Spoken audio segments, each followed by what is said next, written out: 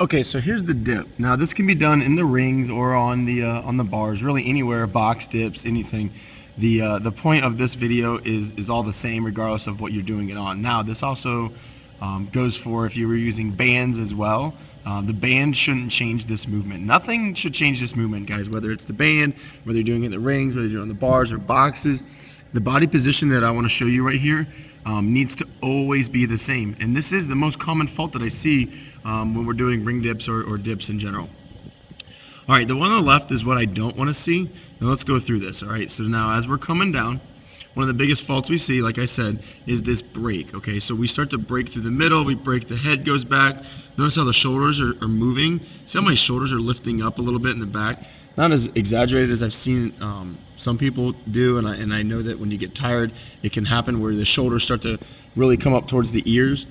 And we don't want to see that, because notice as we go down, notice I'm like leaning way forward, and then what happens is we try to lift the chest and push up and just kind of squirming around, trying to get up the best that we can, okay? And we see that far too often.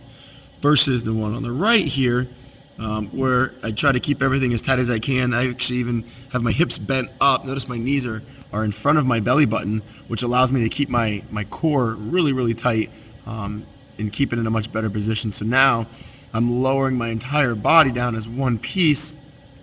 And then at the bottom, instead of initiating the movement by lifting my chest up, I'm initiating the movement by almost lifting my knees up a little bit, really squeezing my stomach tight, and then pushing down into the dip station. Okay, again, lowering down nice and tight. Actually, you see that little adjustment I made right there? I guarantee that was to keep my core as tight as possible, because if it's behind me like that, I'm going to be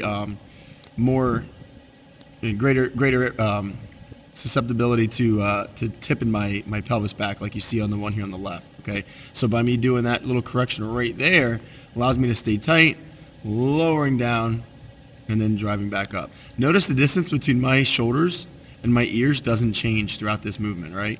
Versus the one on the left, you see the head is moving all over the place, the shoulders are dipping all over the place. There's a lot of stuff going on, okay? The biggest thing with this is really squeezing your stomach as tight as you can, because if I had a band underneath me on the left, all I'm essentially doing, if you notice I'm separating, is my knees are pushing down into the band and my head and shoulders are lifting up away from the band. So I'm actually increasing that distance, not allowing that band to push me up. If I was using a band on the right, because the distance between my knees and shoulders pretty much stays the same the entire time. See how it's nice, one solid piece? Let's use some cool little graphics here, right? So if that was a box right there, that box isn't changing shape as I go up and down, okay? Focus on keeping that midsection tight, and if you need to get a band or go to the bars to make this movement a little bit more doable, then that's what we're gonna need to do. But we don't wanna do this movement wrong, because we can put the shoulder in a really bad position.